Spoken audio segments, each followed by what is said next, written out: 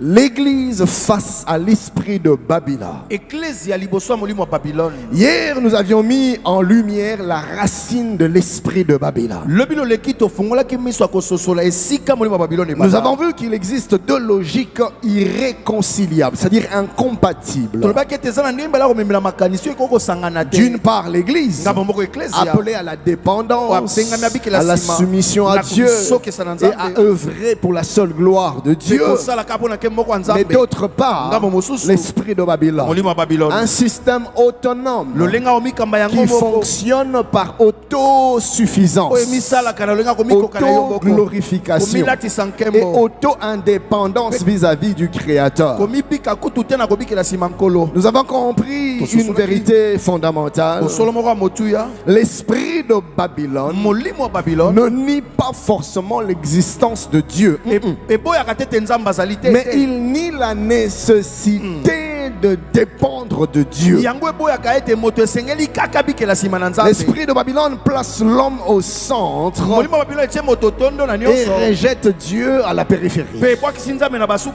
Et aussi nous avons vu également un certain nombre de choses dans le livre de la Genèse. Oui, Dieu déjà au commencement avait donné un mandat à l'homme, aux hommes, à l'humanité.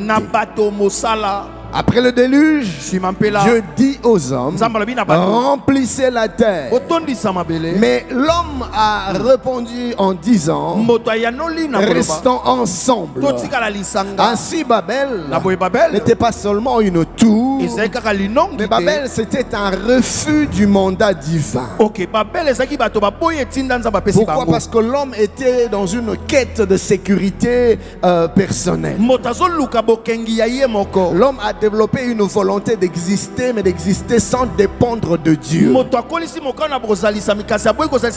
C'est ça l'esprit de Babylone. Et enfin, nous avons vu cette vérité cruciale. C'est que Babylone combat en réalité le mandat de Dieu. Tout ce que Babylone fait, il combat le mandat de Dieu. Il combat l'autorité divine. Il combat la dépendance à Dieu. Il combat la soumission à Dieu. Bref, l'esprit de Babylone s'oppose à l'ordre de Dieu. Et nous avons été appelés à répondre à une question. Quelle logique, quel système gouverne nos vies? La dépendance ou l'autonomie? Maintenant que nous avons compris la racine de Babylone, une autre question s'impose. La suivante. Comment l'esprit de Babylone agit-il concrètement sur une personne qui veut rester fidèle? Comment ce système tente-t-il de neutraliser un serviteur, de paralyser un serviteur, un enfant de Dieu? Comment est-ce que l'esprit de Babylone opère pour détruire une église, déstabiliser une église? Comment est-ce que l'esprit de Babylone travaille pour détruire, pour infecter une destinée? Et surtout, la question serait, comment pouvons-nous tenir quand on vit en plein cœur d'un environnement où l'esprit de Babylone contrôle, domine? Dans un environnement, dans une université, dans un lieu de travail, dans un coin quelconque, comment vivre en restant debout quand le système est dominé par l'esprit de Babylone? Et c'est ici qu'un homme va nous enseigner. Son nom est Daniel. Alléluia. Daniel deviendra donc pour nous une réponse vivante à cette question. Bien-aimés dans le Seigneur, aujourd'hui, nous n'allons pas rester simplement dans Genèse, dans Babel. Là, nous entrons dans un cas pratique, dans un cas concret, un cas réel et même un cas historique.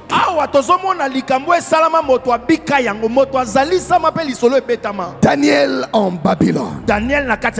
Daniel va nous montrer qu'on peut être en territoire babylonien sans être babylonisé. On peut vivre en plein milieu de Babylone, mais sans pour autant subir la babylonisation. On peut vivre dans un environnement contrôlé sans être influencé. Daniel nous enseigne que Babylone peut déplacer, Babylone peut déporter, mais Babylone ne doit pas déplacer le cœur alors qu'il déplace le corps. Daniel nous enseigne que Babylone peut te positionner, mais Babylone ne doit pas remplacer le mandat que Dieu t'a donné, la vocation que Dieu t'a donnée, les convictions que Dieu a gravées dans ton cœur. Ainsi, à ce niveau, nous allons voir comment est-ce que Daniel a été déporté. Et qu'est-ce qui s'est passé?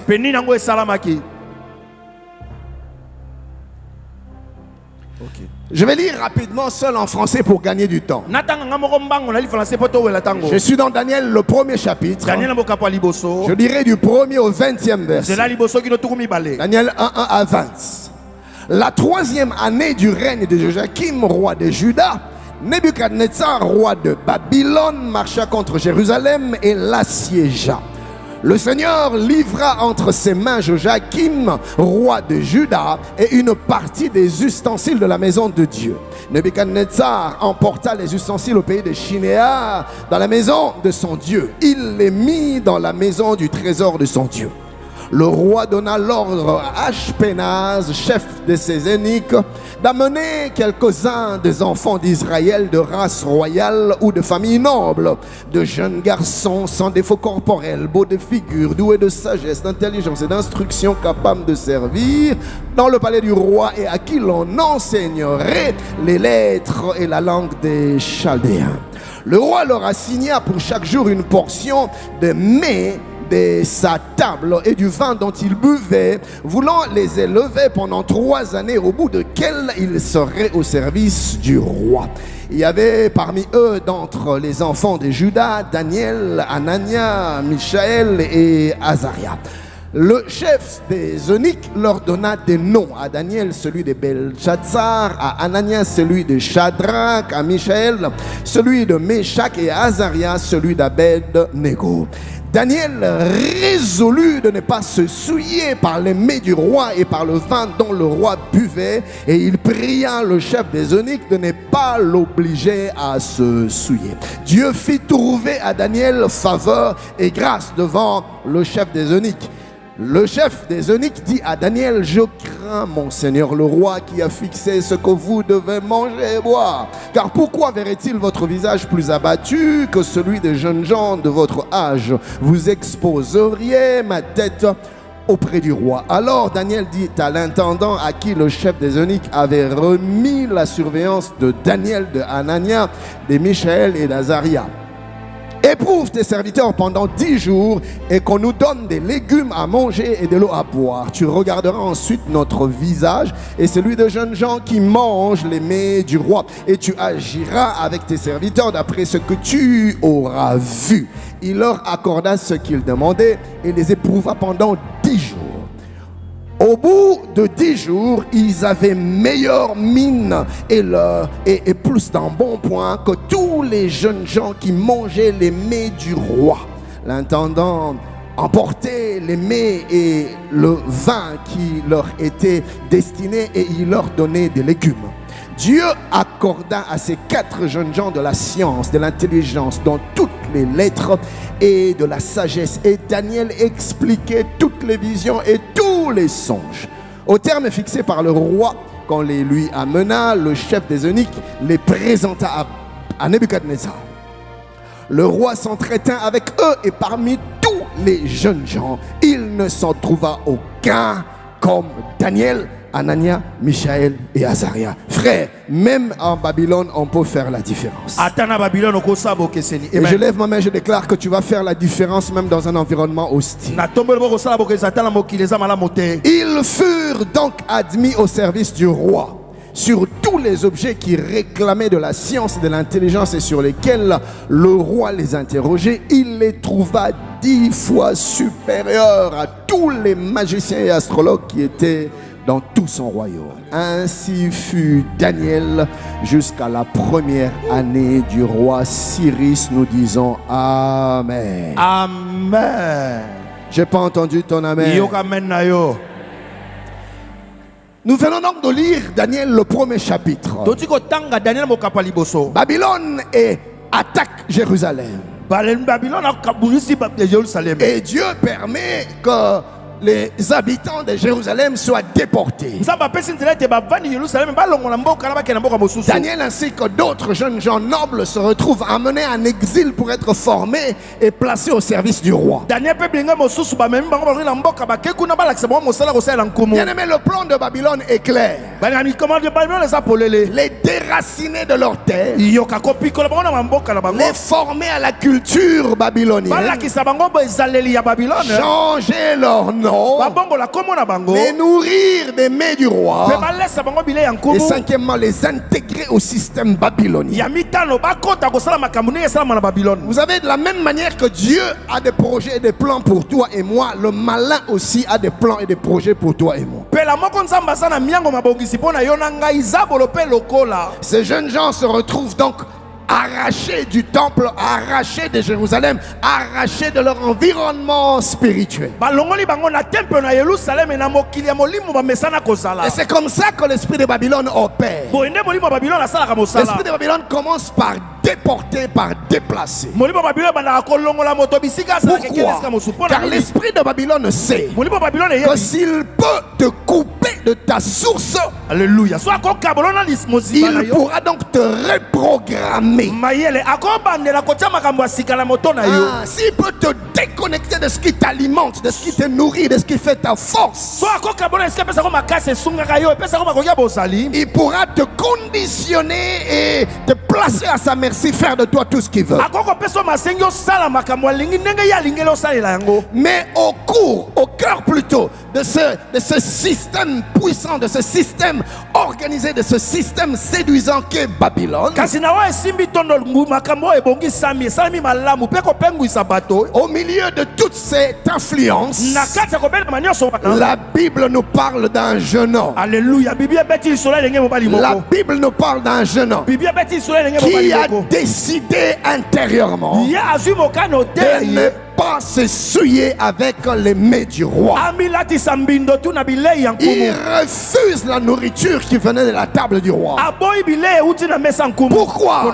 C'est pas qu'il n'en avait pas envie, c'est pas qu'il n'était pas tenté, c'est pas que ce n'était pas intéressant, mais il a choisi la fidélité à Dieu plus que les avantages royaux.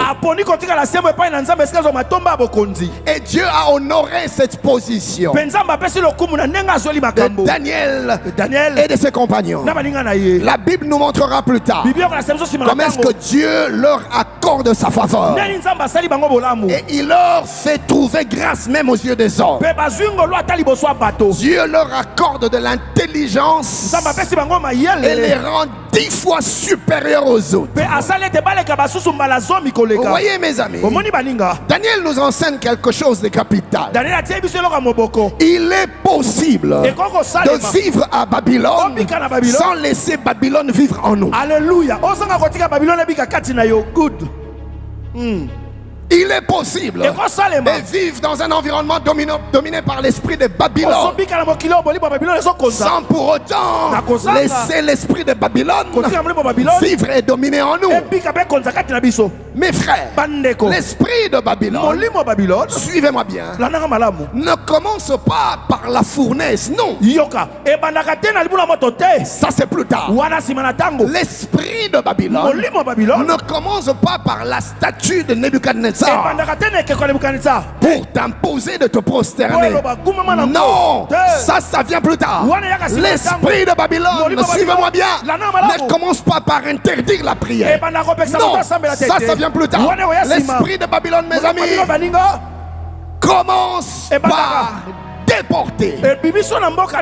Il commence par délocaliser. Il commence par déplacer. Notez ceci. Daniel n'a pas choisi Babylone. Il a été déporté en Babylone. La première stratégie de l'esprit de Babylone, c'est de te déconnecter de ta source. Mais qu'est-ce qu'il vise derrière cette déconnexion? Trois choses. Notez. Premièrement, quand l'esprit de Babylone déconnecte, quand l'esprit de Babylone délocalise, quand l'esprit de Babylone déplace, quand l'esprit de Babylone déporte, il vise trois choses. Premièrement, l'éloignement du temple. Wow. Daniel est arraché du temple de Dieu. L'esprit de Babylone sait que l'un des moyens pour affaiblir la foi et éteindre le feu du zèle et de la passion dans le cœur d'une personne, éteindre son ardeur pour Dieu, éteindre cette flamme qui bouillonne et qui le consume dans son cœur. L'un des moyens, c'est de le déconnecter du temple. C'est de l'emmener loin du temple. C'est de le pousser loin, le plus loin possible du temple. Pourquoi? À cause de ce que le temple représente. Frères et sœurs, le temple représentait trois choses. Premièrement, la présence de Dieu. C'est dans le temple que l'on rencontrait Dieu. C'est dans le temple que l'on écoutait Dieu. C'est dans le temple que l'on se connectait avec Dieu. Parce que la présence de Dieu était dans le temple. Et quand on se tenait dans le temple, il y avait toujours un transfert. Car bien aimé, à chaque fois que tu viens dans la présence de Dieu, il y a toujours un transfert. Toujours un transfert. Rappelez-vous de Bethel. La Bible déclare, Jacob a vu une échelle et les anges de Dieu montaient et descendaient. Ils montaient et descendaient. Pourquoi? Transfert. Dans la présence de Dieu, il y a des choses qui quittent la terre pour le ciel. Il y a des choses qui quittent le ciel pour la terre. Il y a des choses qui quittent l'humain pour le divin. Il y a des choses qui quittent le divin pour l'humain. Il y a un transfert dans sa présence. Dieu prend nos faiblesses et il nous donne sa force. Il prend nos limites et il nous donne ses capacités. Il prend nos imperfections et il nous donne sa pureté. Il prend nos sueurs et il nous donne sa sainteté. Il nous donne sa nature. Il nous donne son caractère. Dans sa présence, nous sommes changés, transformés. Dans sa présence, nous sommes transfigurés. La Bible déclare, nous contemplons comme dans un miroir sa gloire et nous sommes transformés de gloire en gloire en la même image. Nous devenons comme lui, nous parlons comme lui, nous pensons comme comme lui, nous agissons comme lui, nous réagissons comme lui. Pourquoi? C'est une œuvre que Dieu réalise dans le cœur de ceux qui se tiennent dans sa présence. Acclamons le Seigneur. Merci Jésus. Yes. Le temple représente la présence de Dieu. Mais le temple représente également une deuxième chose. Olandos Kamanaya. Le lieu de l'adoration. Alléluia. L'esprit de Babel nous déconnecte du temple parce qu'il veut nous déconnecter de la présence de Dieu. L'esprit de Babylone sait que notre force c'est dans la présence de Dieu. Notre puissance c'est dans la présence de Dieu. Notre capacité c'est dans la présence de Dieu. Notre succès c'est dans la présence de Dieu. Notre victoire c'est dans la présence de Dieu. L'esprit de Babylone sait aussi longtemps que nous nous tiendrons dans la présence de Dieu, il ne pourra rien contre. Voilà pourquoi il cherche à nous déconnecter de la présence de Dieu, du temple. La deuxième chose que représente la présence de Dieu, c'est que le temple plutôt, le temple représente le lieu de l'adoration. C'est là que nous venons nous incliner. C'est là que nous venons nous prosterner. C'est là que nous venons nous humilier. C'est là que nous venons nous oublier. C'est là que l'homme réalise qu'il n'est rien du tout, que Dieu est tout. C'est là que l'homme déchire son cœur et se jette au pied du maître, se met à sa disposition. C'est là que l'homme dit, il faut que je diminue, il faut que tu croisses, il faut que je disparaisse, il faut que tu apparaisses là, dans ce lieu d'adoration, où l'adoration est bien plus que des phrases et des mots, mais l'adoration devient notre vie. C'est-à-dire que nous devenons nous-mêmes une adoration. En plus d'être des adorateurs, nous devenons des adorations. L'adoration n'est pas que ce que tu dis à Dieu, mais c'est aussi et surtout ce que tu es pour Dieu. Merci, pasteur. Et c'est là que nos vies deviennent des cantiques d'adoration. Et quand l'esprit de Babel nous déconnecte du temple, c'est parce qu'il combat. Il combat l'adoration. Il combat le trône de Dieu. Il combat l'adoration. Mais il y a une troisième chose que le temple représente. C'est que le temple était le centre de la vie spirituelle. Bien aimé, aujourd'hui encore, l'esprit de Babylone agit dans la même logique. Exactement de la même manière. Remarquez bien. Mes frères, l'esprit de Babylone ne va pas fermer les portes des églises. Non. Non. Mais il va faire une chose. Il va nous déconnecter du temple, nous éloigner du temple, nous séparer du temple. Comment? Il diminue notre attachement à la maison de Dieu. Il diminue notre soif de la présence de Dieu. Je l'ai souvent dit, il y a une chose qui me fait mal. Quelquefois quand les modérateurs ou les adorateurs conduisent la prière, quand on prie pour d'autres sujets, des sujets personnels, ce que nous voulons que Dieu fasse pour nous, la prière monte. On prie avec force, on prie avec énergie, on crie, on saute, on transpire. La prière est énergétique. Mais quand il en arrive, le moment où le modérateur dit maintenant nous allons prier pour plus de Dieu, pour plus de la présence de Dieu. L'esprit de Babylone va te laisser prier pour le mariage, il va te laisser prier pour le voyage, il va te laisser prier pour le travail, il va te laisser prier. Mais ici il y a une chose que l'esprit de Babylone combat.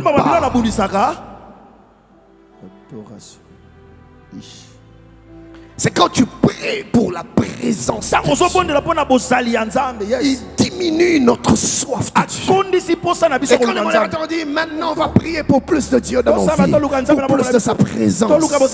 Bien-aimé, c'est bizarre, mais d'un seul coup, des gens qui prient avec force, des gens qui prient avec énergie, tout d'un coup,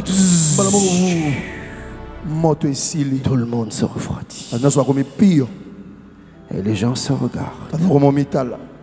Et il y en a même qui sont étonnés de voir certaines personnes. Ils contemplent.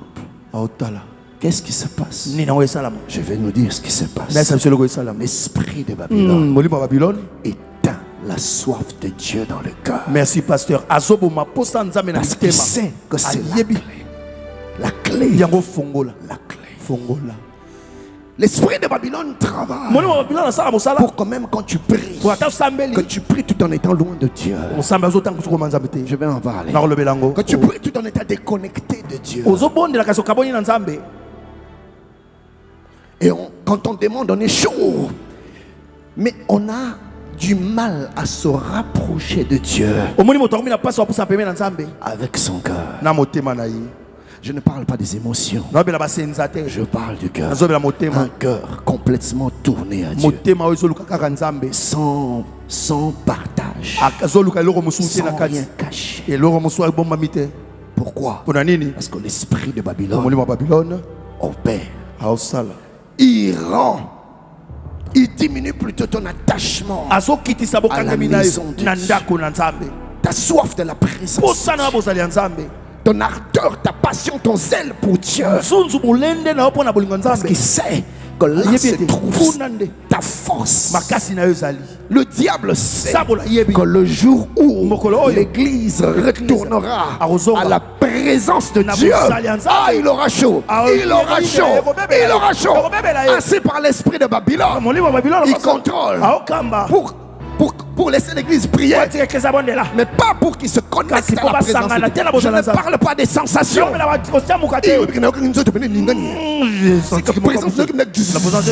Ce n'est pas ça la présence de Dieu.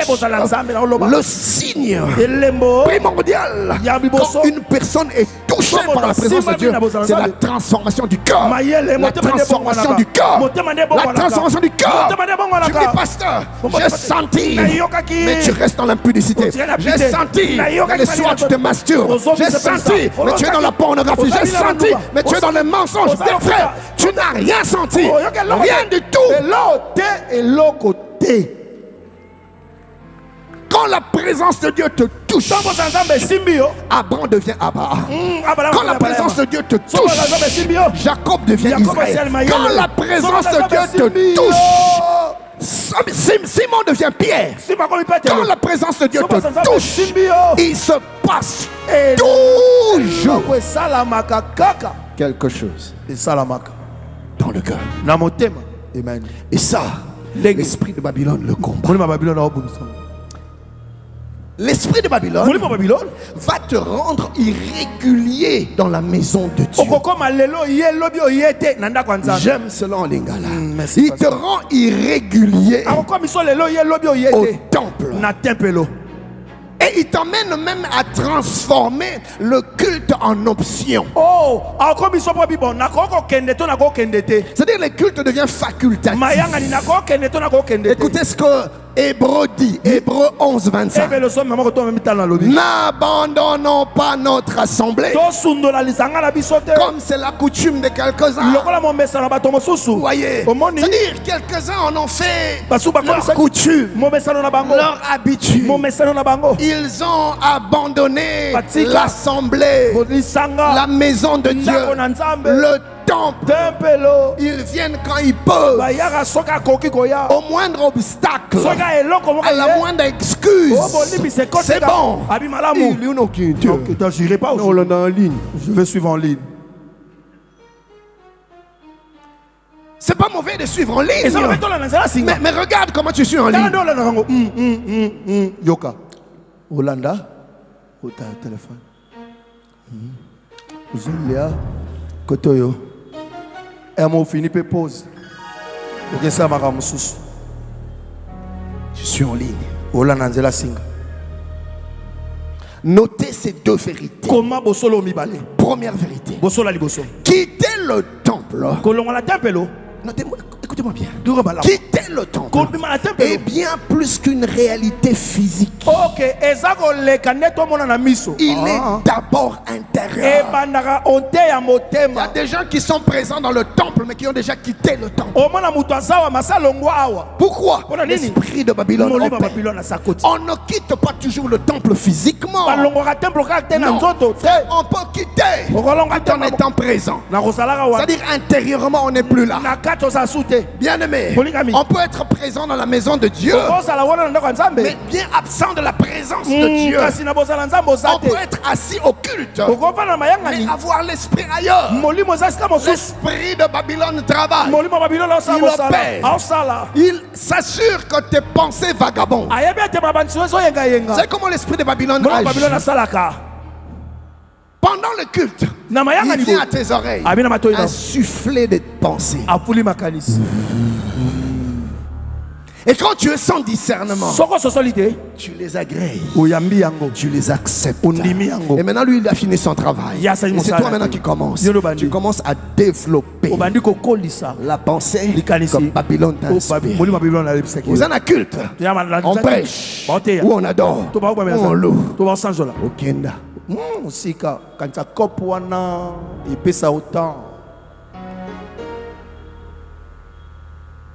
Assis au culte, mais l'esprit ailleurs. Et on peut chanter, mais sans adorer. C'est différent. Il y a une différence entre chanter et adorer. Il y a une différence entre chanter. J'aimerais demander aux musiciens, aux modérateurs, aux conducteurs de culte, ne nous faites pas chanter, faites-nous adorer. Dieu ne cherche pas des chanteurs, il cherche des adorateurs. Quand l'esprit de Babylone opère, on chante beaucoup, on adore peu. Bien aimé, vous savez frère, quand l'esprit d'adoration nous saisit, on n'a pas besoin de multiplier des cantiques. Quand tu vois quelqu'un, en tout cas moi ça me dérange, à peine tu commences, tu donnes une autre cantique. On a tout quitté. Encore. L'onction se libère.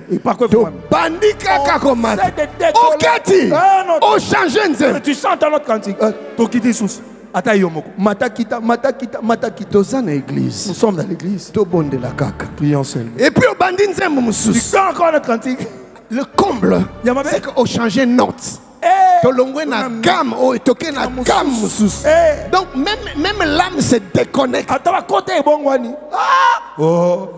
Mais toke kaka. Un bon santo sel. To bandeli. On a encore. Et bandio simba. Ouais, ça commence à kiti. L'esprit de Dieu agit. Onction simbi. To bandio mata. Acclamez Dieu, acclamez Dieu. Frère. Pourquoi tu nous tourmentes comme ça? 28 chansons à culte manko. Mais oui. Pourquoi? Parce que quand le conducteur de culte n'est pas un adorateur, il ne pourra jamais conduire l'église à l'adoration. On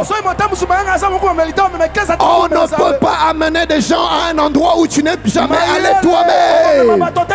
Tu ne conduiras jamais personne dans la présence de Dieu si tu n'as pas été toi-même résident de la présence de Dieu. J'élève ma main, je déclare que Dieu suscite au milieu de nous des résidents permanents de la présence de Dieu. L'esprit de Babylone n'a pas de place au nom de Jésus. Oh, donne-moi un amen. Donne-moi un amen. Oui. On peut danser, mais sans louer. On peut écouter, mais sans recevoir. Ok. Quand l'esprit de Babylone opère, on peut servir, mais sans communion. Quand l'esprit de Babylone opère dans une vie, extérieurement, on vient au temple, mais intérieurement, on reste ailleurs. On continue à venir à l'église, mais on ne vit plus la communion. On continue même à prêcher, mais sans la présence. On continue de servir, mais sans la consécration. Écoutez ce que le prophète Ésaïe dit dans Ésaïe 29, 13. Ésaïe dit, le Seigneur dit, quand ce peuple s'approche de moi, il m'honore de la bouche et des lèvres, mais son cœur est éloigné de moi. Il dit, et la crainte qu'il a de moi n'est qu'un précepte de tradition humaine. C'est-à-dire que c'est devenu mécanique. C'est devenu machinal. Ce n'est plus authentique. C'est sans substance, sans profondeur. C'est ce que l'esprit de Babylone cherche. Nous enlever la substance de la maison de Dieu, la profondeur de la présence de Dieu. Et on vient, et puis on rentre tel qu'on est venu. On vient et on rentre tel qu'on est venu, sans aucun impact. Écoutez, l'impact ne vient pas forcément de la chair. L'impact vient de la disposition de ton cœur. Dieu n'a pas besoin d'un orateur pour te toucher, non. Il a besoin d'un cœur disposé, un cœur assoiffé, un cœur en ébullition. Rappelez-vous de la femme à la perte de sang. Ce n'est pas venu de Jésus, c'est venu de son cœur. Elle a touché et quelque chose est sorti. Ce qui fait sortir quelque chose de la présence de Dieu, ce qui fait sortir quelque chose des prédications, ce qui fait sortir quelque chose des louanges, ce qui fait sortir quelque chose du temple de Dieu, c'est ton cœur. Merci, pasteur. Et c'est ce que l'esprit de Babylone combat. Et il ne t'empêchera pas forcément d'aller à l'église. Au contraire, il peut même te laisser conserver une certaine forme d'apparence religieuse, une certaine religiosité. Chaque dimanche à 5 heures, tu es déjà debout. Tu prends ta Bible, tu repasses tes vêtements, tu vas à l'église. Mais tradition, coutume, habitude, c'est mécanique. L'esprit de Babylone opère subtilement. Il te laisse fréquenter la maison de Dieu, mais extérieurement. Certains peut-être pour être vus, d'autres pour maintenir une certaine image, mais sans que le cœur soit présent. Tu es là physiquement, mais pas intérieurement. Tu assistes, mais tu ne participes pas. Notez cette deuxième vérité. L'esprit de Babylone ne cherche pas toujours à te faire partir de l'église. Il cherche à faire partir l'église de toi. Wow. Il n'enlève pas ton corps du temple, mais il expulse le temple de ton cœur. Le corps dans le temple, le temple absent du cœur. Yeah. Ok. Et c'est là que le culte devient ennuyeux. Ah oui, c'est comme Baïsé. 19h30 écoutez, aujourd'hui les pasteurs qu'on a dit le culte devient ennuyeux. Tu regardes le temps. 5 minutes pour 6. Déjà, le culte commence à 8h. Tu es venu à 8h45. Le culte se termine à 10h. À 9h58, tu as déjà ta Bible. Tu regardes la montre. À 10, non, attendez la prière de clôture. Dis à ton voisin, attends. Temple bimakala. Oh, cela ne sera pas ton témoignage dans le nom de Jésus. Je dis cela ne sera pas ton témoignage au nom de Jésus. Yes. La deuxième chose que l'esprit de Babylone vise, quand il déporte, quand il déplace, c'est pas seulement l'éloignement du temple, de la présence de Dieu, mais c'est aussi l'éloignement de la parole. Bien aimé, à Jérusalem, Daniel et ses amis vivaient sous la loi. Ils vivaient sous les enseignements. Ils vivaient dans une certaine tradition spirituelle. Et à Babylone, c'est un autre système qu'il rencontre. Ce n'est plus la parole de Dieu, ce n'est plus la pensée de Dieu. L'esprit de Babylone sait que la foi vient de ce qu'on entend, et ce qu'on entend vient de la parole de Christ. L'esprit de Babylone sait que ce qui nous forge, ce qui nous façonne, ce qui nous taille, ce qui nous transforme, c'est la vérité de l'évangile. Ce qui nous affranchit, ce qui nous rend libres, c'est la parole de Dieu. L'esprit de Babylone sait. Et qu'est-ce qu'il fait? Il nous éloigne, il nous déconnecte de la parole, de la pensée de Dieu. La parole n'a plus d'importance pour toi. Et tu somnoles quand on prêche. Tu somnoles quand on enseigne. Tu somnoles quand tu médites, quand tu lis la parole. Mon frère, ce n'est pas bénin. Ce n'est pas anodin. Il y a un esprit qui opère parce qu'il connaît l'impact de la parole. Il connaît l'impact de la parole. Bien aimé, à chaque fois que tu touches la Bible, le diable est agité. Et dès l'instant que tu l'ouvre, là il devient mal à l'aise. Et quand tu commences à méditer, il tombe par terre. Parce que Satan sait, il connaît ce qui se passe quand on est en communion avec la parole, quand on est en contact avec les Écritures. Car l'Écriture, c'est Christ. L'Écriture, c'est la vie. Tout a été créé par la parole. La parole, c'est la force qui soutient toutes choses. La force qui soutient l'univers. La parole, c'est la matière première d'où est sortie toute forme d'existence dans les cieux, sur la terre, dans les visibles, dans l'invisible. La Bible déclare, rien de ce qui existe n'a existé sans la parole. Rien de ce qui a été créé n'a été créé sans la parole. La parole est la source de tout. Amen. Le diable travaille pour nous déconnecter. Et quand le diable te déconnecte de la parole, il les remplace toujours par autre chose. Il amène toujours quelque chose qui va prendre la place que devait occuper la parole dans ta vie.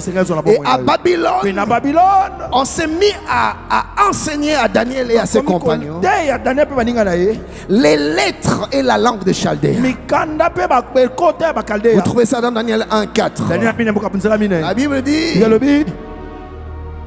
à qui l'on enseignerait les lettres et la langue de Chaldéens. Bien aimé, sur le plan historique, les lettres de Chaldéens désignent la littérature babylonienne, la science babylonienne, l'astrologie, l'astronomie, les traditions religieuses, la culture même impériale. Tous ces modules étaient donnés dans les lettres. Donc, les lettres et la langue n'étaient pas seulement un moyen de communication, c'était tout un véhicule d'une vision d'un certain monde. Le diable te déconnecte de la parole afin de te communiquer une autre vision du monde. Bien aimé, Dieu nous appelle à percevoir sur base de sa parole. C'est-à-dire par rapport aux lunettes de sa parole. Je regarde le monde tel que Dieu le voit. Je regarde les hommes tels que Dieu les voit. J'appréhende les événements, les circonstances tels que Dieu les appréhende sur base de la parole. Donc la parole me rend capable de percevoir comme Dieu, de comprendre comme Dieu. La parole me donne l'entendement de Dieu. La parole me donne la logique de Dieu. La parole me donne la vision de Dieu sur toute chose. Et quand l'esprit de Babylone déconnecte de la parole, il amène les lettres plutôt la langue de Chaldéen. Pourquoi? Pour imprimer en toi une autre vision, une autre manière de fonctionner, une autre manière d'agir, une autre manière d'être, un autre entendement, une autre logique.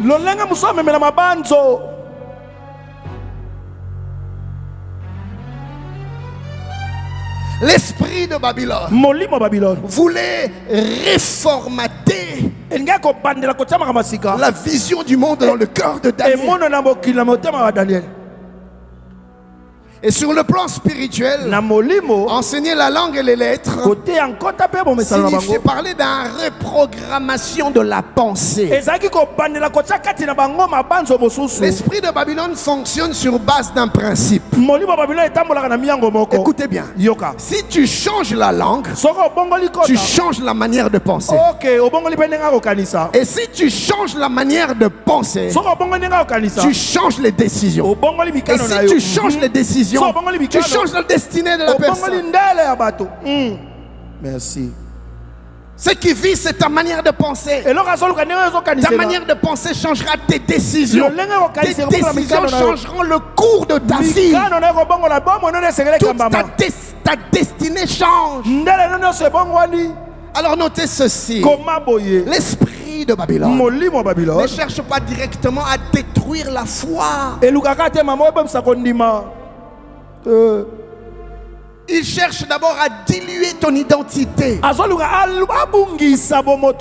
à te faire perdre ton identité en Christ, en Dieu. Te faire oublier qui tu es. Te faire oublier ta position en Christ. Ta valeur en Christ. L'esprit de Babylone cherche à changer ta manière de percevoir et à te faire adopter une autre vision de la vie. L'esprit de Babylone veut te transformer à l'intérieur afin que désormais que tu raisonnes selon un autre système que la pensée de Dieu. Et on se met à fonctionner plus selon les coutumes, selon les traditions. Voyez-vous, quand on parle de l'esprit de Babylone, facilement on voit la culture occidentale. C'est faux. L'esprit de Babylone est un esprit. Celui qui n'a pas de couleur, il n'a pas de culture, il n'a pas de nationalité. Même dans nos villages ancestraux, l'esprit de Babylone opère. C'est-à-dire dans nos coutumes, dans nos traditions, l'esprit de Babylone opère. Comment? Il impose une certaine culture familiale, une certaine culture traditionnelle. Au point, frère, que dans certaines régions, même à l'église, et même ici, certaines réalités culturelles ont pris les dessus sur la vérité des Écritures. Je vais vous choquer. Je sais, je suis conscient que plusieurs ne seront pas d'accord avec moi, mais je parle quand même. Cette histoire, ce débat qu'il y a autour du ministère de la femme, quand vous allez dans certaines provinces, aïe, aïe, aïe, mais c'est tabou. Ça vient d'où? Pas nécessairement des Écritures, non, de la culture. Il y a des coins où la culture met la femme à un certain niveau, place la femme quelque part, relègue la femme à un second. Vous voyez? Et dans cet environnement-là, même quand on vient à l'église, on veut maintenir la femme à un certain niveau. Et on croit que c'est Dieu. Et on cherche des versets pour soutenir ça. Non! Cette mentalité-là ne vient pas de Dieu. C'est l'esprit de Babylone qui, au travers de la culture, au travers des traditions, au travers des coutumes, a forgé dans les cœurs une autre perception de vie, une autre mentalité, une autre manière de penser. Et on croit que c'est la parole. Non, c'est la coutume.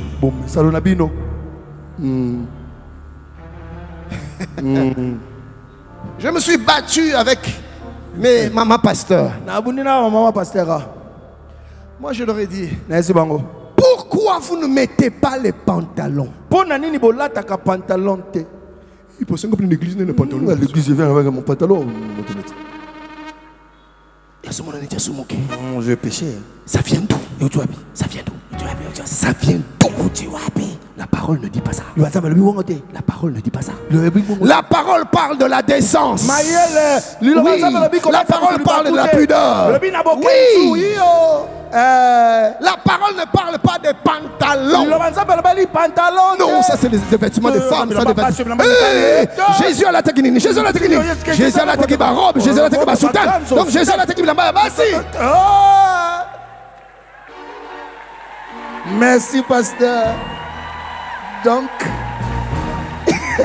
mais pasteur Daniel, oui, pasteur. Tu sais pourquoi à un moment donné ici à Philadelphie on avait interdit les pantalons? Ba maman ba koma ki ko lata mabe. Bato ba bet sa mama ba ku. Beta na kanga dadi. Alekibo. Na kenzo ya ao. Si manio c'est compliqué. Oh Seigneur, épargne nos yeux.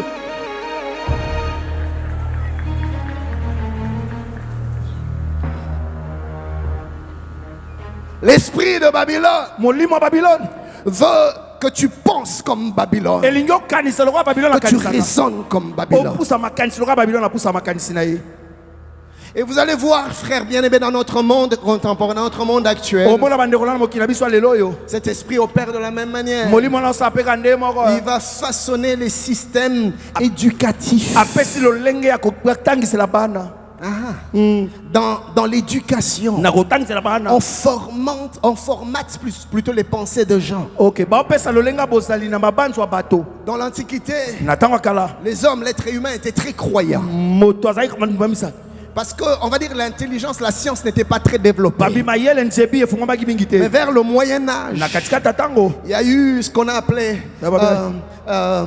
le siècle des Lumières. L'homme a commencé à réfléchir. L'intelligence a commencé à grandir. Et on rejetait ce qu'on appelait l'obscurantisme médiéval. C'est-à-dire être trop dans les croyances, non sur la superstition, des croyances farfelues. Nous on est des hommes rationnels. Tous ces philosophes qui sont venus, je pense, donc je suis cogito ergo sum. On pense, on réfléchit. Et finalement, on devient de plus en plus cartésien. Tout ce qui n'est pas explicable par la raison ne vaut pas la peine d'être accepté. Et c'est là que l'homme s'est mis à rejeter Dieu. Vous voyez, l'esprit de Babylone, au travers du système éducatif, a forgé les mentalités. Et plus la science s'est développée, plus l'intelligence humaine augmentée, plus l'homme a mis Dieu de côté. Et on s'est mis à rejeter Dieu. On s'est mis à repousser Dieu. Et c'est comme ça que dans ces pays à très fort développement, Dieu n'a plus sa place. On a rejeté Dieu. On a rejeté Dieu. C'est ce qui se passe, mes frères. Plus la technologie augmente, plus on rejette Dieu. Mais j'ai aimé un homme qui a dit: peu de science te loin de Dieu, mais beaucoup de science te rapproche de Dieu. Ça va faire quelque temps en arrière que les scientifiques se sont rendus compte que le monde ne peut exister sans un créateur. Avant, on pensait que les choses se sont créées d'elles-mêmes. Et on a développé des théories saugrenues. Non, il y a eu une soupe, il y a eu un mélange qui s'est fait quelque part. Et puis avec les champs magnétiques ou je sais pas moi, l'électricité, il y a eu je sais pas une tonnerre. Des choses se sont mélangées. Et puis une cellule vivante est née. Et tout le monde monde croyait à ça. Pendant des années, tout le monde croyait à ça. Jusqu'à, si j'ai bonne mémoire, vers les années 50, où les scientifiques se sont rendus compte que ce n'était pas possible. Parce que dans les laboratoires, ils ont voulu faire des tests. Ils ont mélangé des solutions. Ils ont agité. Ils ont lancé de l'électricité. Mais aucune production. Même pas d'une bactérie. Même pas d'une petite particule vivante. Rien du tout. Et à force d'analyser les particules vivantes, à force d'analyser les bactéries, à force d'analyser les cellules, ils ont vu une telle complexité dans le fonctionnement des bactéries, dans le fonctionnement des cellules. 1000 fois plus performant que l'ordinateur que l'homme a créé. Ils ont dit non. Une telle complexité dans le fonctionnement ne peut pas être le fruit du hasard. Pourquoi? Parce que les réglages sont tellement fins. Les choses sont si ordonnées. Écoutez frère, ils ont réfléchi. Savez-vous que la terre tourne autour d'elle-même tout en tournant autour du soleil? Et savez-vous que la terre se place dans un système, on va dire dans le système solaire, et à part la Terre, il y a plusieurs autres planètes qui orbitent autour du soleil. Et les scientifiques se sont rendus compte. Il suffit juste d'un petit décalage à l'ordre de quelques millimètres pour que notre univers, notre galaxie, notre constellation entre dans une catastrophe terrible. Tout sera perturbé. Tout sera en chaos, en désordre. Si seulement une des planètes s'est décalée de quelques millimètres près de son orbite. Frère, d'où est venu ce réglage si fin? D'où est venu ce calcul si précis? Le hasard. Les scientifiques ont dit non. Il y a un créateur. Alléluia. Aujourd'hui, les scientifiques sérieux sont d'accord que le monde, l'univers, a une origine, a un début, a un commencement. Et la Bible dit au commencement.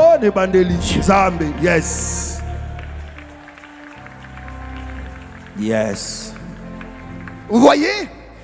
C'est le danger quand l'esprit de Babylone prend le contrôle des systèmes éducatifs. On a cru qu'il y a une, on va dire, un moteur premier qui a engendré l'existence.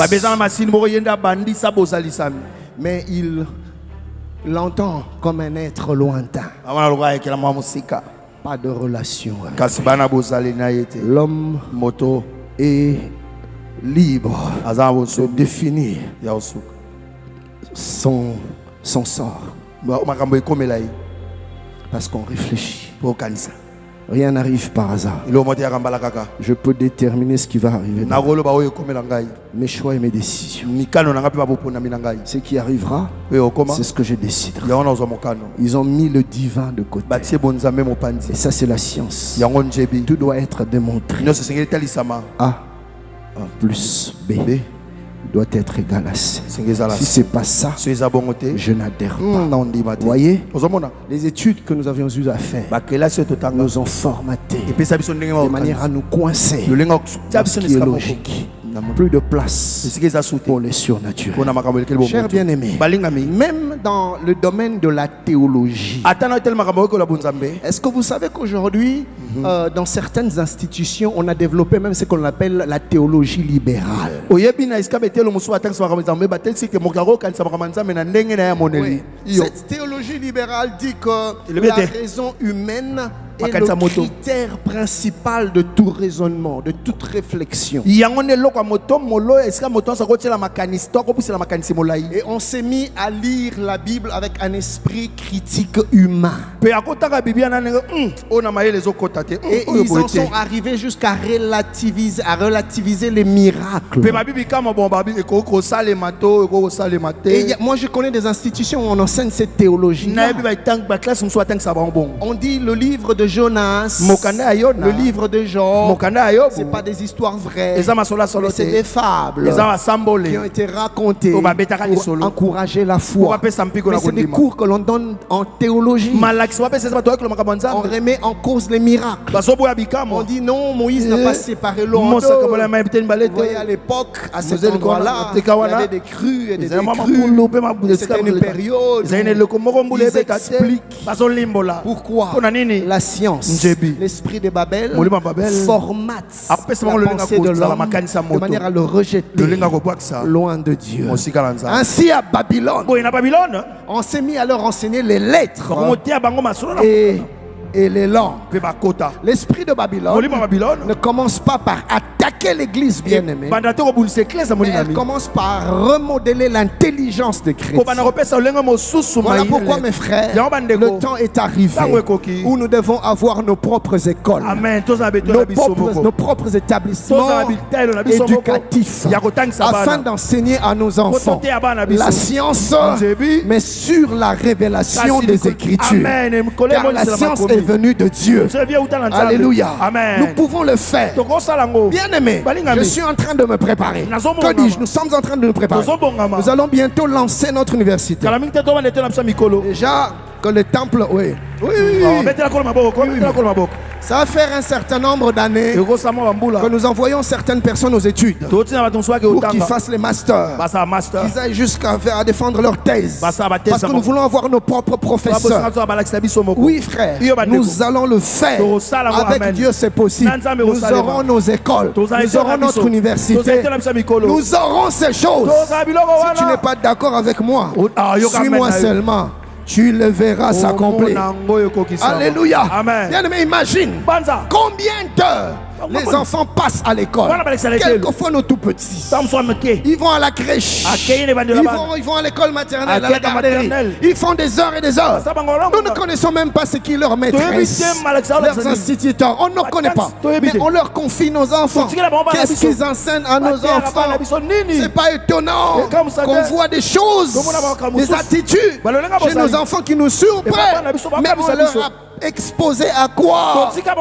Mais imaginez frère, que nous puissions mettre nous-mêmes nos écoles, nos garderies, nos crèches. On met des profs, des instituteurs nés de nouveau, remplis du Saint-Esprit, parlant en langue, prophétisant, discernant, interprétant, connaissant la parole, ayant la crainte de Dieu. Fais avec moi. Mais les plus qui sont tout petits, entre les mains des prophètes, entre les mains des docteurs, entre les mains des hommes, entre les mains des femmes de Dieu, des hommes de Dieu. Avant A plus B, on va d'abord prier. Oh toi le Dieu de toute connaissance, toi le Père des esprits, aide-nous à comprendre la science, afin que par la science nous puissions recevoir ta révélation. C'est là qu'il est écrit, la nature nous enseigne. Bien aimés, nous aurons des enfants transformés dès les bas âges. Nous allons leur inculquer la parole, et quand ils grandiront, ils ne s'en détourneront pas. Je crois que les générations qui arrivent seront meilleures que nous.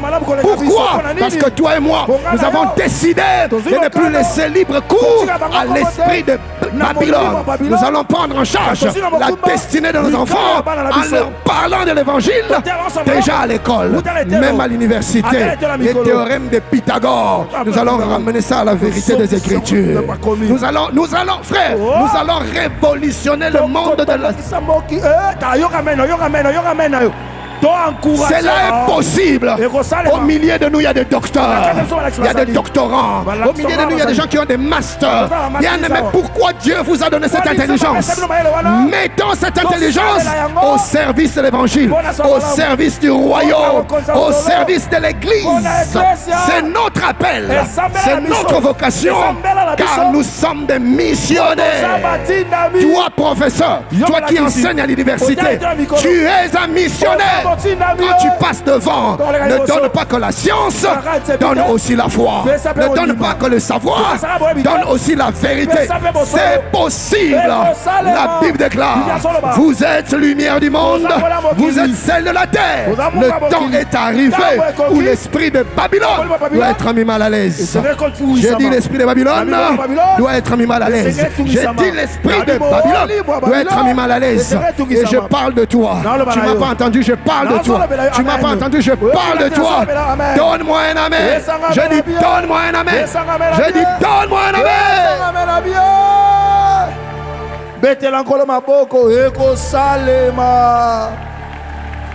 Bien-aimé, l'esprit de Babylone, avant de plier les genoux, commence par façonner les esprits.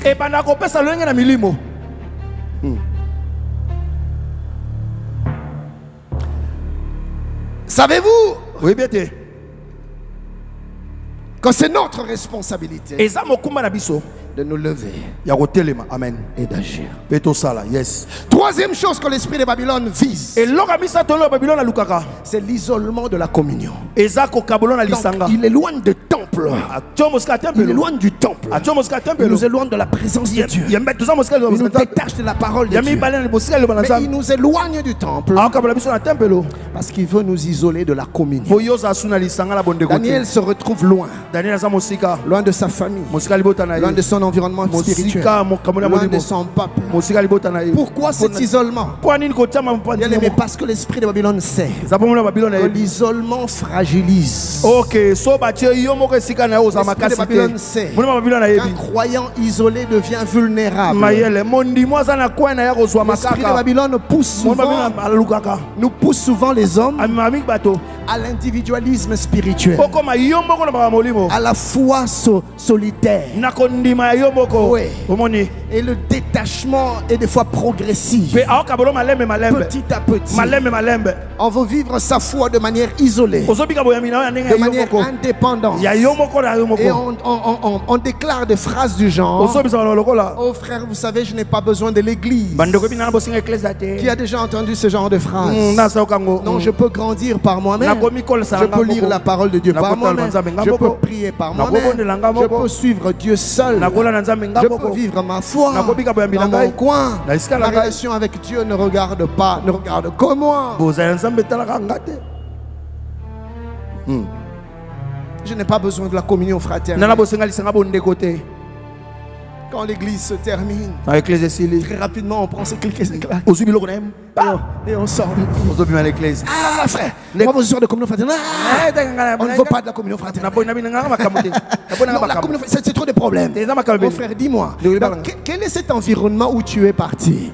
Que ce soit au travail, que ce soit en famille, que ce soit je ne sais où. Quel est cet environnement social où tu es parti, où il n'y a pas eu de problème? Tu n'as pas démissionné de ton travail parce qu'il y avait un problème. Tu n'as pas quitté, je ne sais pas moi où, parce qu'il y avait un problème. C'est seulement l'église que tu veux quitter, parce qu'à l'église il y a des problèmes. Il y a des gens qui sont allergiques à la communion fraternelle. La Bible déclare qu'il est bon et doux pour les frères de demeurer ensemble, car c'est là que l'Éternel répand sa bénédiction. Frère, il y a comme une onction corporative que Dieu ne libère que quand nous sommes ensemble. Il y a des choses que Dieu ne nous donne que quand nous sommes ensemble, en unité. Nous le cherchons ensemble. Et ça, le diable le sait. Voilà pourquoi il a éloigné plusieurs de l'église. Il a éloigné plusieurs de la communion fraternelle. Ils sont dans aucun département, dans aucune cellule. Même quand il vient à l'église, il vient avant tout le monde. Il part avant tout le monde. Il est solitaire. Mon ami, ce n'est pas la pensée de Dieu. La pensée de Dieu, c'est que l'église est une famille. Et dans une famille, les problèmes ne manquent pas. Mais on apprend à se pardonner. On apprend à s'aimer malgré nos différences. Dieu nous veut ensemble. Dieu nous veut ensemble. Dieu nous veut ensemble. Frère, il y a des choses que Dieu a placées en toi qui n'a pas placées en moi. Il y a des choses que Dieu a placées dans ma soeur qui n'a pas placées en toi. Et Dieu a voulu que cela soit ainsi afin que je puisse puiser de toi ce que je n'ai pas et qu'il puisse puiser de moi ce qu'il n'a pas, et qu'ensemble que nous puissions nous compléter les uns les autres. Regardez le corps humain. Tout n'est pas doigt, tout n'est pas œil, tout n'est pas oreille, tout n'est pas bien, mais chaque membre, même les moins honorables, ont été bien placés à leur place. Et ensemble, nous formons un corps. Nous sommes le corps de Christ. Le pied ne peut pas dire à l'œil, je n'ai pas besoin de toi. Le nez ne peut pas dire à la main, je n'ai pas besoin de toi. Nous avons besoin les uns les autres. Les jambes me permettent de marcher, les pieds me permettent de me tenir debout, les yeux me permettent de voir, les oreilles d'entendre, la bouche de parler, le nez de sentir. Ensemble, mes organes se coordonnent dans une certaine synergie afin que je fonctionne, afin que je vive et je suis efficace. Quand il y a une bonne coordination, une bonne harmonie entre tous mes membres. Imagine le jour où ta jambe gauche décidera d'aller de l'avant et ta jambe droite décidera d'aller en arrière. Comment tu vas avancer? Comment tu vas fonctionner? Ou sinon le jour où ta jambe droite décide d'aller à droite ou à gauche et ta jambe gauche décide d'aller à droite. Comment tu vas évoluer? Comment tu vas fonctionner? C'est exactement pareil avec l'église. Tu es un membre, je suis un membre. Ensemble nous formons un corps. Ensemble nous sommes plus forts. Ensemble nous sommes plus efficaces. Ensemble Dieu accomplit ses desseins. Ensemble Dieu se manifeste. Ensemble Dieu se glorifie. Frères et sœurs, que l'esprit de Babylone ne nous sépare pas. Restons ensemble. La Bible déclare dans les livres des Actes, le chapitre 2e, le verset 42, ils persévéraient dans l'enseignement des apôtres, dans la communion fraternelle, dans la fraction du pain et dans la prière. Ils étaient tous ensemble dans le temple et Dieu se manifestait et Dieu agissait. Nous sommes plus forts quand nous restons encore. Amen. Merci, pasteur. De la même manière que Babylone a déporté Daniel pour l'éloigner du temple, Babylone au milieu de nous opère pour nous chasser du temple. Alors il suscite des conflits, des problèmes, des animosités, des incompréhensions, vous voyez, des divergences. Malheureusement, manquant de discernement, nous nous laissons emporter par des choses que nous devons réprimer. Comment pouvez-vous imaginer dans une même église, même dans un même département, dans une même cellule, deux frères qui ne se parlent pas, deux sœurs qui ne se parlent pas, mais vous êtes des enfants d'un même père? Comment vous pouvez expliquer ça? Voilà pourquoi, chers bien-aimés, la gloire de Dieu quelquefois ne se manifeste pas telle qu'elle devait l'être. Pourquoi? Parce que l'esprit de Babylone nous a divisés, a insufflé dans les cœurs des animosités, des indifférences.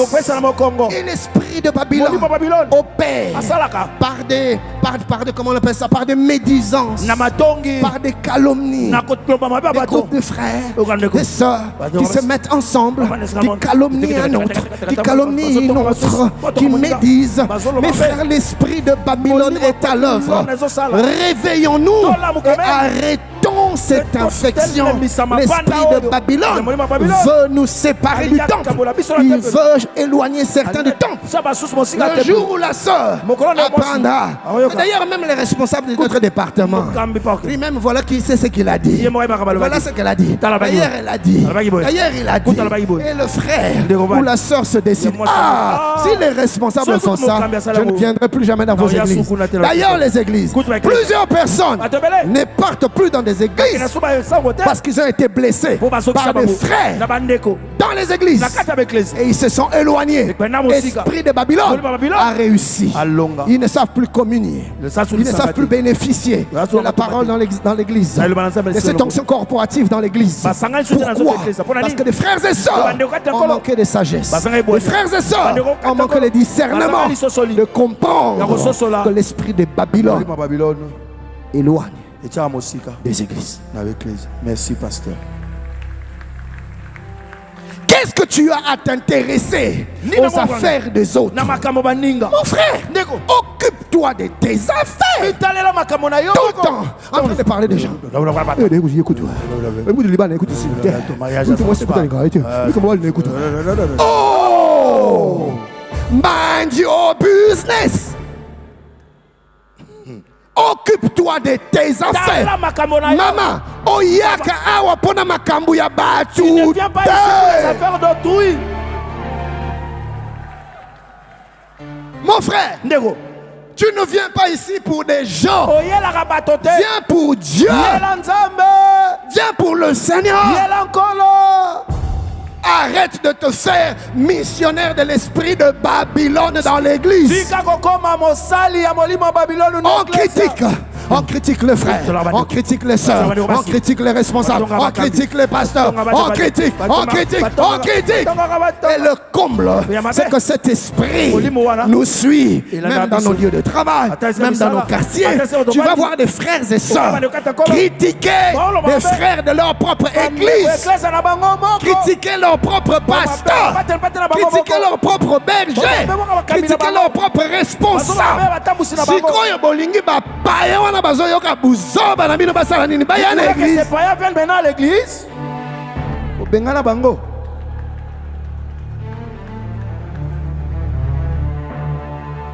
L'esprit de Babylone éloigne des églises. Et des fois, il utilise des frères et sœurs à l'église. Et dis à ton voisin, dis-lui, est-ce que tu attires les gens de la maison de Dieu ou est-ce que tu éloignes les gens de la maison de Dieu? Demande-lui, es-tu un missionnaire de l'esprit de Babylone? Es-tu un mandataire de l'église de Babylone? Pour qui travailles-tu?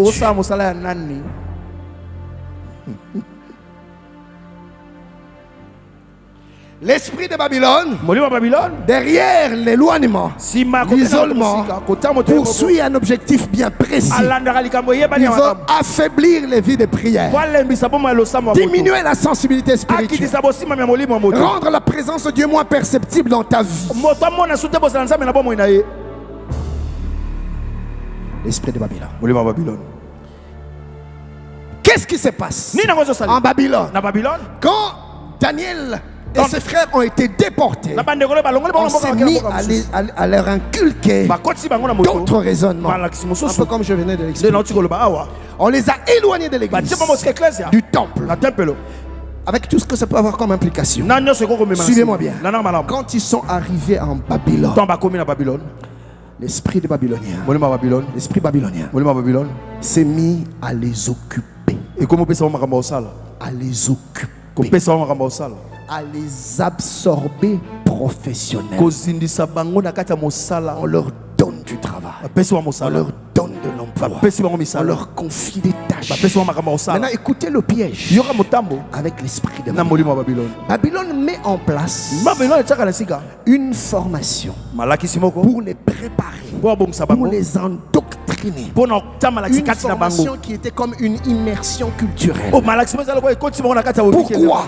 En vue de les occuper. Bien aimé, notez ceci. Un homme occupé en permanence finit par perdre sa lucidité spirituelle, sa vigilance spirituelle.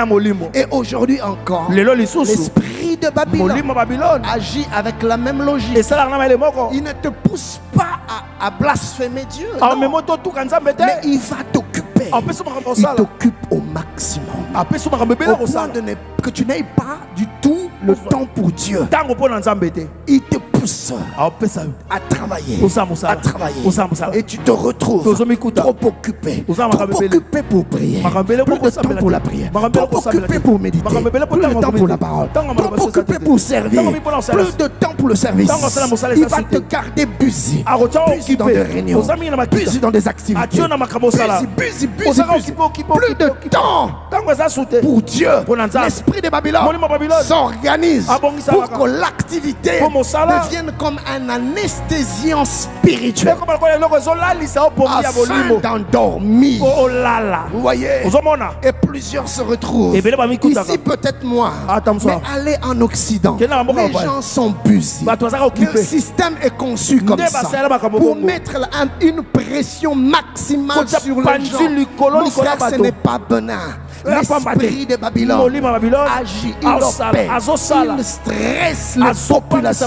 Et tu verras, les gens n'ont pas de repos, tout le temps en train de courir, constamment stressés. Et dans ces coins-là, vous entendrez parler des dépressions dépression, les gens dépriment, les gens, je dis, les sautent de câbles pour ne pas dire autre chose. Les gens ont des crises de folie, trop de pression, et on veut te pousser à l'activité, L'esprit de Babylone a placé dans le cœur le désir de gain, toujours plus de gain, il te rend incapable de te contenter de ce que Dieu te donne maintenant. Non, il faut que tu gagnes plus, il faut que tu ailles plus, il faut plus, et il te pousse, et tu te retrouves en train de combiner 4-5 jobs.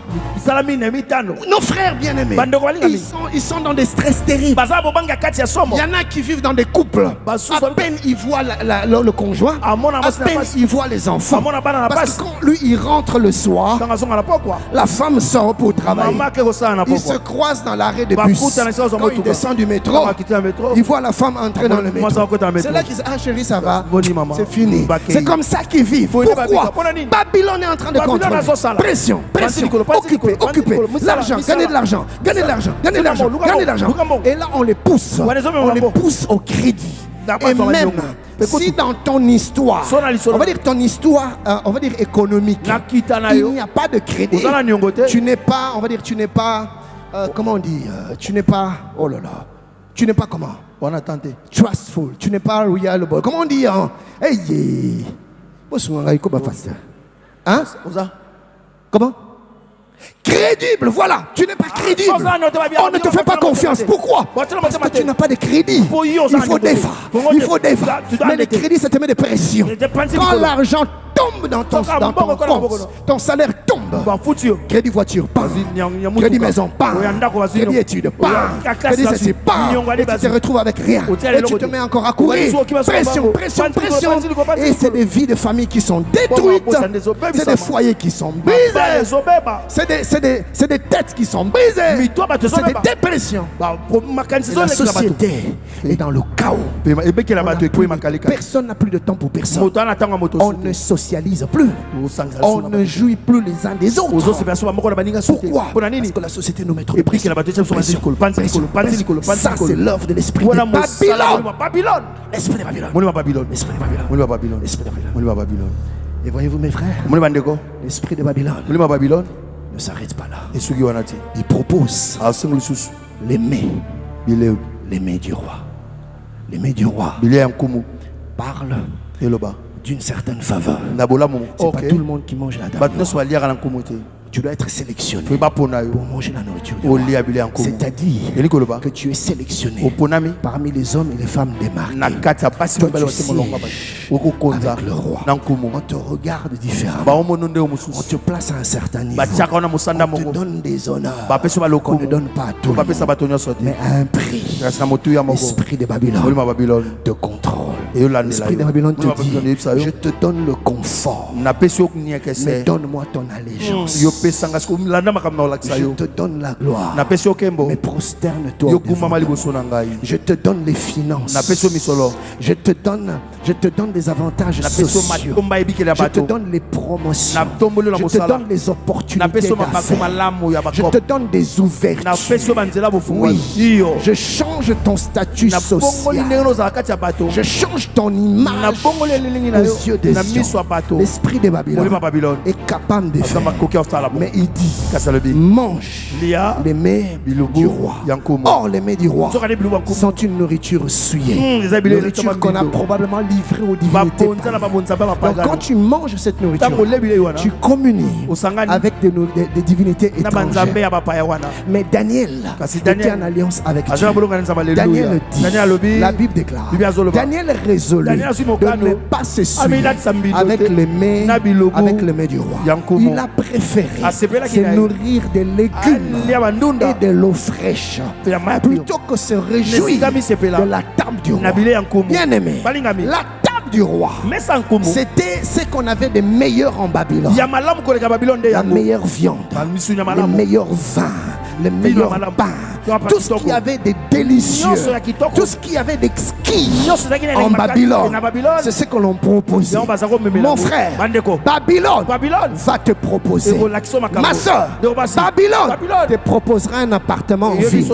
Il te proposera une promotion. Il te proposera un nouveau salaire. Babylone te proposera un mariage de rêve. Babylone te proposera Jeep dernier cri. Babylone te proposera smartphone dernier cri. Babylone te proposera Louboutin. Babylone te proposera tout ce que tu veux, tout ce que tu as envie. Babylone dit, je vais te l'offrir. Les mains du roi. Oublie seulement qui tu es. Accepte de te souiller et tu auras des faveurs. J'ai une question pour toi. As-tu déjà cédé à la sollicitation, à la proposition de Babylone? Où est-ce que tu tiens encore?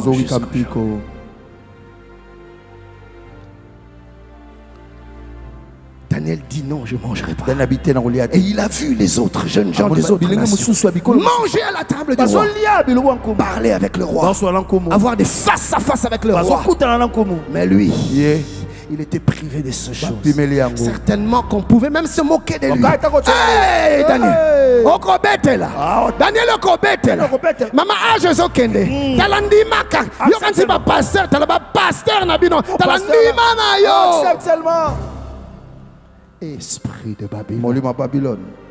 Vas-tu céder ou vas-tu résister? La Bible déclare, Daniel résolu de ne pas se suivre. Il a dit à l'eunuque, donne-nous des légumes et de l'eau. Nous mangerons des légumes, nous mangerons de l'eau pendant 10 jours. Le premier jour c'était facile, le deuxième jour peut-être, le troisième jour ça devenait compliqué, le quatrième jour, lui qui était à bien manger, il commençait peut-être à être déséquilibré. Quand il voulait céder, dans son cœur, Dieu lui disait, ne cède pas, je suis avec toi, ne cède pas, la consolation arrive, ne cède pas, je te soutiendrai. Je suis venu dire à quelqu'un ce soir, ne cède pas, peu importe les propositions de Babylone, peu importe les sollicitations de Babylone. Maman, mariage des rêves, ne cède pas, mon frère, la promotion t'est accordée, ne cède pas. Daniel a tenu bon avec ses amis jusqu'au 10e jour. La Bible déclare, à la fin, quand ils se sont présentés devant le roi, il avait meilleure mine que ceux qui mangeaient à la table du roi. Mon frère, ce qui te fait nourrir, ce n'est pas ce que tu manges, mais c'est ce que Dieu place en toi. Avec ton petit salaire, si Dieu est dedans, tu seras mieux que ceux qui ont de gros salaires. Ce n'est pas l'argent qui fait le bonheur de l'homme, c'est la présence de Dieu. Babylone te donnera l'argent, mais pas la paix. Babylone te donnera le matériel, mais pas le bonheur. Babylone te donnera le présent, mais pas l'éternité. À chaque fois que Babylone te donne, il prend toujours. Il ne donne jamais sans prendre. Il te donne la paix, il te donne plutôt l'argent, il te prend la paix. Il te donne les honneurs, il prend ta dignité, il te donne le présent, mais il prend ton éternité. Reste fidèle à Dieu. Notre Dieu est le Dieu fidèle. La Bible déclare, au 10e jour, quand on a présenté les jeunes gens devant le roi a regardé Daniel, Shadrach, Meshach et Abednego. Ceux-là sont différents. Qu'est-ce qui s'est passé? Eux, ils sont différents. L'eunuque qui leur a amené les légumes et le pain et de l'eau, lui il savait. Le roi ne savait pas, mais lui il savait. Parce que Dieu a fait trouver grâce à Daniel aux yeux de l'eunuque. L'eunuque a dit, le roi a dit que je vous donne la nourriture. S'il apprenait que je vous donnais des légumes, ça sera fini pour moi. Mais la Bible nous montre que Dieu a été favorable. Quand Dieu approuve les voies d'un homme, il dispose favorablement à son égard, même ses ennemis. Mon frère, dis non à l'esprit de Babylone, l'Éternel te soutiendra. Dis non à l'esprit de Babylone, l'Éternel te soutiendra. Il t'accompagnera, il te portera, il ne t'abandonnera jamais. Oh, je suis en train de parler à quelqu'un ce soir. La Bible déclare, quand on leur a posé des questions sur la science, sur multiples connaissances, la Bible dit, ces jeunes gens furent trouvés 10 fois supérieurs, 10 fois supérieurs, 10 fois supérieurs en intelligence, en sagesse, en connaissance, que tous les jeunes gens qui mangeaient à la table du roi.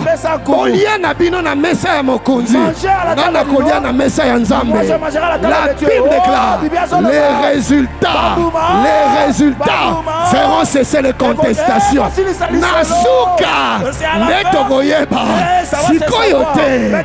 Quelqu'un a dit, ah, Toyebi Nenge Bandaka, Toyebi Nenge Bandaka, mais Toyebi Pendenge Sukaka. Avec Dieu, à la fin, Dieu démarque toujours ce qui lui appartient. La Bible dit qu'en Babylone, Daniel a été positionné au-dessus de tous les satrapes, au-dessus de tous les ministres, au-dessus de tous les dignitaires. Il a occupé des fonctions hautement élevées. Pourquoi? Parce qu'il a refusé de fléchir devant l'esprit de Babylone. Il a fléchi devant l'esprit du Dieu très haut. La Bible dit, l'élévation ne vient ni de l'Orient ni de l'Occident. Mon ami, c'est Dieu qui élève, c'est Dieu qui bénit, c'est Dieu qui ouvre des portes, c'est Dieu qui console. Pas l'esprit de Babel. La Bible déclare, c'est la bénédiction de l'Éternel qui enrichit et ne se fait suivre d'aucun chagrin. Ma soeur, dis non à cet homme marié. Nzamba kokamwisayo. Dis non au mari d'autrui. Nzamba kokamwisayo. Mon frère, dis non à l'esprit de Babel. Ne te compromets pas. L'Éternel se lèvera pour toi. Job pouvait dire, je sais que mon Rédempteur est vivant. Il se lèvera. Il se lèvera. Il se lèvera. Le dernier. Je suis en train de voir le Dieu de la Bible, le Dieu de Daniel, le Dieu de Shadrach, Meshach et Abednego s'élever dans la vie de quelqu'un. Même quand on va te jeter par l'esprit de Babylone dans la fosse au lion, Dieu sera là pour fermer la gueule de lion. Même quand on te jettera dans la fournaise ardente, le quatrième homme, oh, je dis le quatrième homme sera là avec toi. Il ne t'abandonnera pas, il ne te délaissera pas. Je suis en train de voir les rideaux s'ouvrir dans ta vie. Dieu est en train de t'introduire dans une nouvelle saison. Je vois une saison de consolation. Je vois une saison de relèvement. Il est en train d'enlever la honte de ta vie. Il est en train d'enlever l'opprobre de ta vie. L'esprit de Babylone a voulu te placer dans la honte. Dieu me dit de te dire qu'il est en train de rebâtir. Il est en train de reconstruire sur des fondements antiques. La Bible dit, les justes, quand ils traversent la vallée des Baca, c'est la vallée des pleurs, c'est la vallée des tristesses, c'est la vallée des peines. C'est le genre de vallée que l'on traverse quand on est sous la pression de l'esprit de Babylone. Mais la Bible dit, les justes,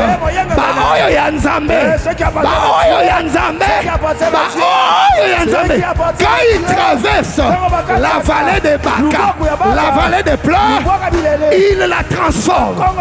Il la transforme. Il transforme la vallée. Il transforme la vallée en un lieu plein de sources. En un lieu plein de sources. En un lieu plein de sources. Je lève ma main, je déclare, à cause de ta fidélité, je vois ton désert reverdir. Je vois ton désert refleurir. Tu vas émerger. Tu vas croître comme les cèdres du Liban. Tu vas croître comme le palmier. Et rien ni personne ne t'arrêtera. Je lève ma main et je te bénis de la bénédiction d'Adonai. Celle qui était sur Daniel en Babylone, celle qui était sur Shadrach, sur Meshach et sur Abednego. Je prophétise la même bénédiction bénédiction, la même grâce, la même faveur tombe sur toi. Je n'ai pas entendu ton amen. J'ai dit la même faveur tombe sur toi. Je n'ai pas entendu ton amen. Dans ton lieu de travail, la grâce de Daniel. Dans ta famille, la grâce de Daniel. Dans ton belle famille, la grâce de Daniel. La Bible déclare, même quand les satrapes se sont levés contre Daniel avec de faux témoignages, avec de fausses accusations, on l'a jeté dans la fosse au lion. Dieu l'a préservé. Et quand le roi est venu, Daniel, ton Dieu t'a-t-il protégé? Daniel pouvait dire, mon Dieu est plus grand que l'esprit de Babylone. Mon Dieu est plus puissant que l'esprit de Babylone. Il a neutralisé les lions. Il a paralysé les lions. Je suis vivant. Le roi a dit ici en Babylone que le nom du Dieu de Daniel soit élevé, soit honoré. Bien-aimé, l'esprit de Babylone va œuvrer en ce temps de la fin. Mais j'ai une bonne nouvelle. La Bible déclare, dans les derniers jours, je répandrai de mon esprit. L'esprit de Babylone est là. Mais moi, je sais que la promesse dit, dans les derniers jours, je répandrai. Dis avec moi, je reçois. Je répandrai de mon esprit. L'esprit de Jésus est 10 fois supérieur à l'esprit de Babylone. L'esprit de Jésus est 10 fois puissant que l'esprit de Babylone. L'esprit de Jésus est bien plus puissant que l'esprit de Babylone. Donne-moi un amen. Dis avec moi paix. Paix. Avec force et énergie. Je dis avec force et énergie. Ce soir, je proclame et je déclare que mon histoire ne s'arrêtera pas dans les pleurs. Mon histoire ne s'arrêtera pas dans les larmes. J'ai confiance en toi. L'esprit de Babylone, je ne t'entends pas, l'esprit de Babylone n'aura pas le dernier mot. L'esprit de ce siècle n'aura pas le dernier mot. Je resterai fidèle et je vivrai ta fidélité. Je vivrai ta fidélité. Je vivrai ta fidélité. Je vivrai ta fidélité. Dans mon lieu de travail, je vivrai ta fidélité. Dans ce contrat d'affaires, je vivrai ta fidélité. Dans la belle famille, je vivrai ta fidélité. Dans mon foyer, je vivrai ta fidélité au nom de Jésus. Tu claques les mains et tu le déclares.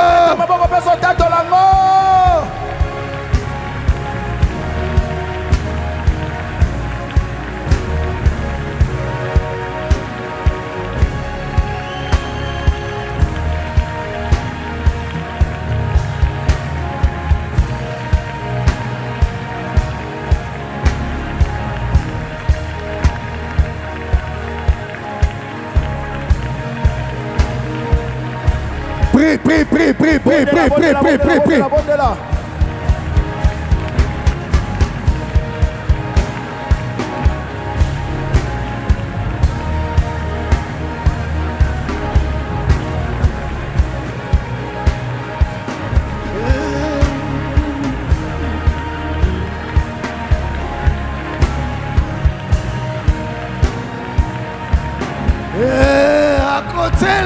Kokota likambo nanga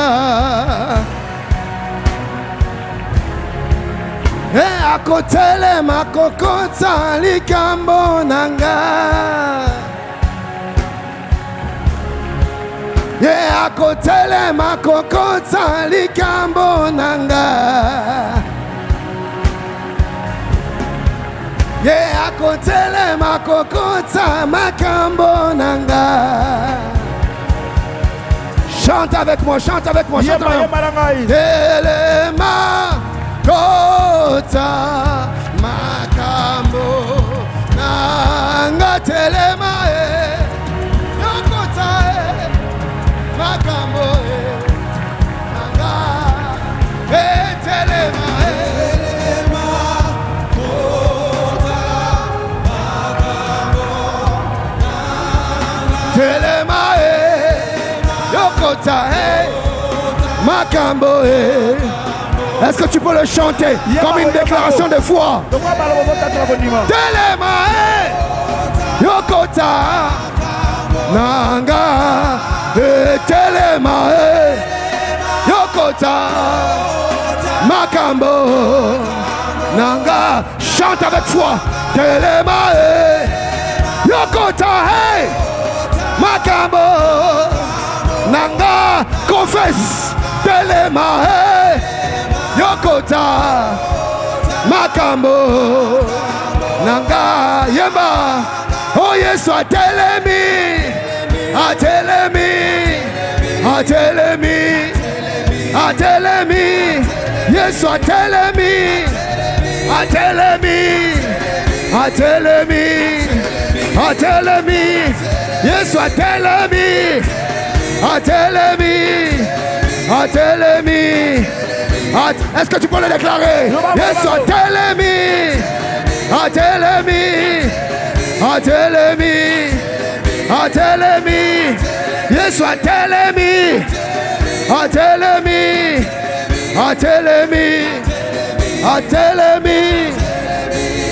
Père, Tata, ce soir, moi et ton peuple, nous déclarons que nous te faisons confiance. Amen. Papa, nous ne céderons pas devant l'esprit de Babylone. Nous ne céderons pas. Nous ne plierons pas. Nous ne nous soumettrons pas. Car nous savons que tu es le Dieu juste. Tu es le Dieu fidèle. Tu n'abandonnes jamais ceux qui te sont fidèles. Tu as dit dans ta parole que tu honores ceux qui t'honorent. Père, ce soir, nous avons résolu de t'honorer. Papa, honore-nous. Papa, honore-nous. Papa, honore-nous. Papa, honore-nous. Bien-aimé, je lève ma main, je déclare. Les temps qui arrivent, Dieu va t'exaucer et il va t'honorer. Tu ne m'as pas entendu. Je dis les semaines qui arrivent, les mois qui arrivent, Dieu va t'honorer. Je dis Dieu va t'honorer. Je dis Dieu va t'honorer. Il va essuyer tes larmes. Il va les sécher. Dieu va enlever l'opprobre. Il va enlever la honte. Il sera lui-même ta gloire. Dieu lui-même va garantir tes pas. Car tu as été fidèle. Et il se révélera comme le Dieu fidèle.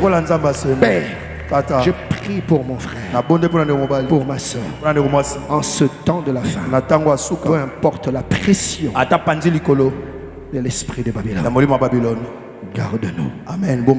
Fidèle à toi. Amen. Fais-le. Et que l'on sache que tu es Dieu. De la même manière, en Babylone, le roi Nebuchadnezzar a proclamé que tu étais le vrai Dieu à cause de Daniel. Père, en cette saison, le monde verra que tu es Dieu au travers de nous. Et l'esprit de Babylone n'aura pas le dernier mot. J'ai dit il n'aura pas le dernier mot. J'ai dit il n'aura pas le dernier mot. J'ai dit il n'aura pas le dernier mot. Au nom de Jésus. Au nom de Jésus. Au nom de Jésus. Que Dieu te bénisse. Est-ce que tu peux me donner un bon amen?